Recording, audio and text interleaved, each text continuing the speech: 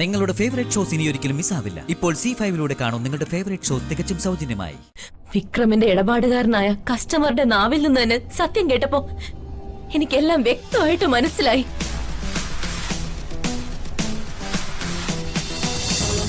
എന്നാ ഞങ്ങൾ ഇറങ്ങട്ടെ ജയൻ സാറേ. ഇറങ്ങിക്കോളൂ സാർ. Thank you. പിന്നെ ക്യാഷ് ഞാൻ ഫോണിൽ അയച്ചേക്കാം. Thank you sir.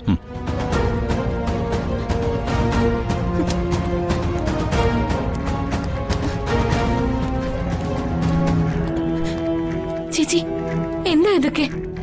എനിക്കൊന്നും മനസ്സിലാവുന്നില്ല. എല്ലാം ഞാൻ മനസ്സിലാക്കി തരാം.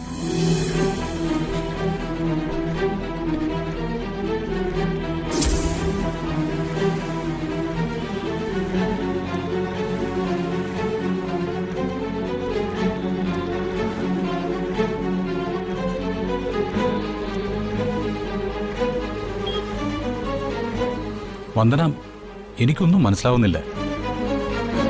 വിക്രത്തിന് വിവാഹം കഴിച്ചതോടെ വർഷയുടെ ജീവിതം രക്ഷപ്പെട്ടു എന്നാണ് ഞാൻ കരുതിയത്. പക്ഷേ വന്ദനയ്ക്ക് വർഷയുടെ കാര്യം ഓർത്ത് ഏത് സമയത്തും വല്ലാത്ത പരിഭ്രമവും സങ്കടമൊക്കെയാണല്ലോ. വിക്രം വളരെ മാന്യനും സ്നേഹമുള്ളവനാണെന്നാണ് ഞാൻ മനസ്സിലാക്കിയിട്ടുള്ളത്. പിന്നെന്താ വന്ദനയ്ക്ക് പ്രശ്നം? വിക്രമിനെ കുറിച്ച് ഞാൻ ജഗനോട് വിശദമായിട്ടൊന്നും പറഞ്ഞിട്ടില്ല. അയാളുടെ മാന്യതയും മനുഷ്യത്വമൊക്കെ വെറും പുറംപൂച്ച. അതെ, എന്റെ അനുജത്തി അപകടത്തിൽ നിന്നും അപകടത്തിലേക്ക് പോയിക്കൊണ്ടിരിക്കുക. വിവാഹ ദിവസം വർഷയുടെ കഴുത്തിൽ താലി കെട്ടാതെ വിക്രം വിവാഹ മണ്ഡപത്തിൽ നിന്ന് ഇറങ്ങിപ്പോയത് ഓർക്കുന്നുണ്ടോ? ഉണ്ട്. തിരിച്ചു വന്ന് താലി കിട്ടിയത് മുഹൂർത്തം കഴിഞ്ഞാണെന്നും അറിയാം. അതെ, വിക്രം മണ്ഡപത്തിൽ നിന്ന് ഇറങ്ങിപ്പോയപ്പോ അയാൾ അറിയാതെ ഞാൻ അയാളെ ഫോളോ ചെയ്തു. അന്നാ മുറിയിൽ ഞാൻ കണ്ട കാഴ്ച എനിക്ക് ഇന്നും മറക്കാൻ പറ്റിയിട്ടില്ല.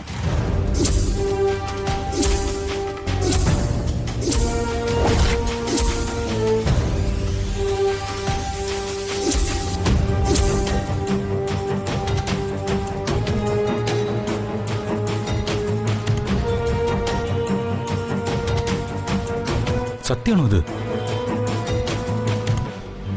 വിക്രത്തിന് അങ്ങനെ ഒരു മുഖമുണ്ടെന്ന് എനിക്ക് വിശ്വസിക്കാനേ പറ്റുന്നില്ല.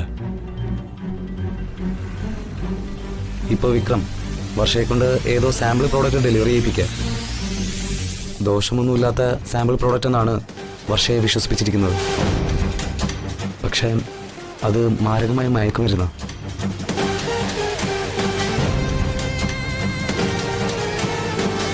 വർഷ അറിയാതെ അതിൽ നിന്നും ഒരു പാക്കറ്റ് എടുത്ത് ലാബിൽ ടെസ്റ്റ് ചെയ്യിപ്പിച്ചു. എന്നിട്ട് ബ്ലാക്ക് ബെൽറ്റ് എന്ന രഹസ്യ പേരിൽ അറിയപ്പെടുന്ന മാരകമായ മയക്കുമരുന്നാണെന്ന് റിപ്പോർട്ടും കിട്ടി.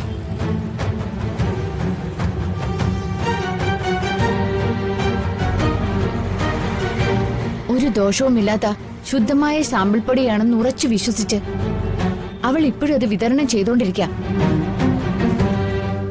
അതാണ് എന്റെ ഉറക്കം കെടുത്തുന്നത്. അതാണ് എന്റെ ടെൻഷൻ. മയക്കുമരുന്ന് കേസിൽ വിലങ്ങ് വീഴുന്നതിന് മുൻപ് എന്റെ അനിയത്തെ എനിക്ക് രക്ഷിക്കണം. അതിനെന്നെ സഹായിക്കണം.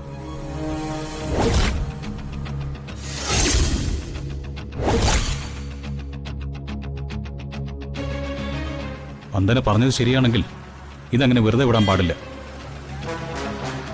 വർഷ കൈകാര്യം ചെയ്യുന്നത് മരുന്നല്ല, മരണക്കെണിയാണെന്നുള്ള സത്യം അവളെ ബോധ്യപ്പെടുത്തുകയാണ് ആദ്യം നമ്മൾ ചെയ്യേണ്ടത്. അതിനൊരു വഴി കണ്ടുപിടിക്കണം.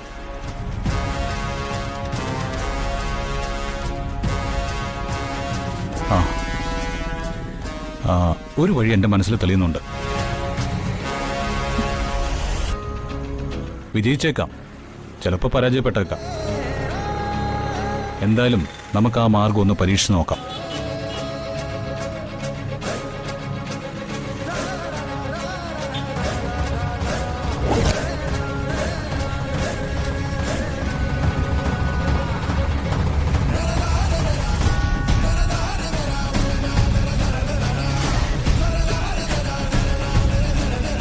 അങ്ങനെ ജഗന്റെ പ്ലാൻ അനുസരിച്ച് നടന്ന കപട നാടകം നീ ഇപ്പൊ കണ്ടത്.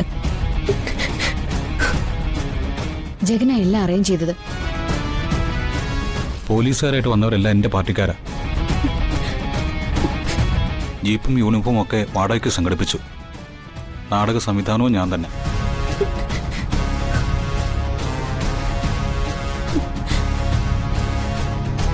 പക്ഷേ നിന്റെ ഫോണിൽ വിളിച്ച് സാമ്പിൾ പ്രോഡക്റ്റ് വാങ്ങാൻ വന്ന കസ്റ്റമർ വ്യാജനല്ല, അതെ, ഒറിജിനല. വിക്രമിന്റെ മയക്കുമരുന്ന് ഡീലിംഗാ അയാൾ ചെയ്തുകൊണ്ടിരിക്കുന്നത്. ആ സത്യം അയാളുടെ നാവുകൊണ്ട് തന്നെ നീ കേട്ടതാണല്ലോ. വർഷ വിതരണം ചെയ്യുന്നത് മാരകമായ മയക്കുമരുന്ന.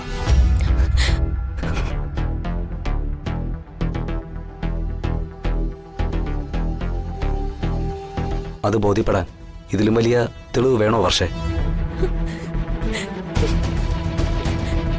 മോളെ, നിന്നെ വലിയൊരു ആപത്തിൽ നിന്ന് രക്ഷിക്കാനാ ഞങ്ങൾ ശ്രമിച്ചുകൊണ്ടിരിക്കുന്നത്. എന്ത് നീ ഒന്നും മിണ്ടാത്തെ? ഇത് തീക്കളിയാ. നിനക്ക് ഇനിയും കാര്യങ്ങൾ ബോധ്യമായില്ലേ മോളെ? ബോധ്യമായി.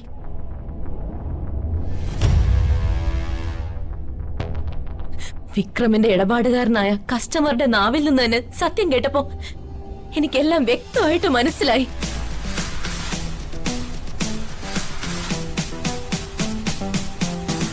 ചതിയൻ,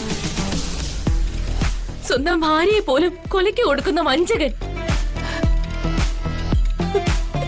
പുതിയ കമ്പനിയുടെ മാനേജിംഗ് ഡയറക്ടർ ആക്കാൻ വേണ്ടിയുള്ള ട്രെയിനിങ് ആണെന്ന് പറഞ്ഞ് ചതിച്ചവനെ വിടില്ല ഞാൻ.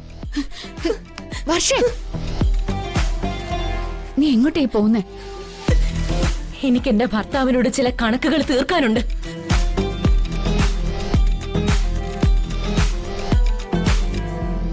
എന്നെ കൊണ്ട് വിൽപ്പിച്ച മയക്കുമരുന്ന് പാക്കറ്റിന് അയാളെ കൊണ്ട് സമാധാനം പറയിപ്പിച്ചിരിക്കും. വൃത്തികെട്ടവൻ.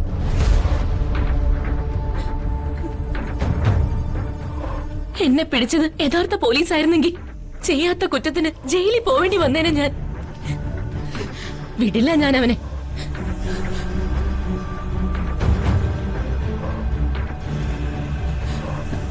വർഷേ, നീ ഇപ്പൊ വിക്രമിന്റെ വീട്ടിലേക്ക് പോവണ്ട. നമുക്ക് നമ്മുടെ വീട്ടിലേക്ക് പോവാം. അതാ സേഫ്. അതേ വർഷ. ദേ, അയാൾ ആട്ടും തോലിട്ട ചെന്നായിയാണെന്ന് മനസ്സിലായ സ്ഥിതിക്ക് ഉടനെ ചെന്നായിക്കൂട്ടിലേക്ക് പോകുന്നത് ബുദ്ധിയല്ല. അയാളുടെ രോഷമൊന്ന് ആറി തണുക്കട്ടെ, അതുവരെ ക്ഷമിച്ചൂടെ? ഇല്ല ശ്യാമേ, എന്നെ പറഞ്ഞ് വിശ്വസിപ്പിച്ചിട്ട് വിദഗ്ധമായി ചതിച്ച വിക്രമിന്റെ മുഖത്ത് നോക്കി എനിക്ക് ചില കാര്യങ്ങൾ ചോദിക്കാനുണ്ട്.